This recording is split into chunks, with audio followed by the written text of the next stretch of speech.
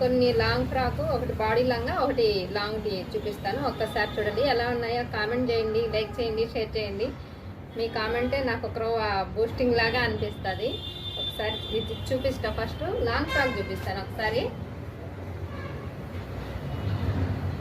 ఇది కూడా ఒక డిఫరెంట్ స్టైల్లో ఉంది కదా, మనకి ఇలా వస్తుందన్నమాట.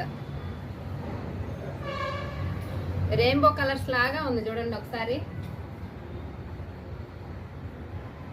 చాలా బాగా అనిపిస్తుంది నాకైతే ఇది. నెక్స్ట్ వచ్చి బాడీ లంగా. ఇది వచ్చి బాడీ లంగా, చిన్న పాపది.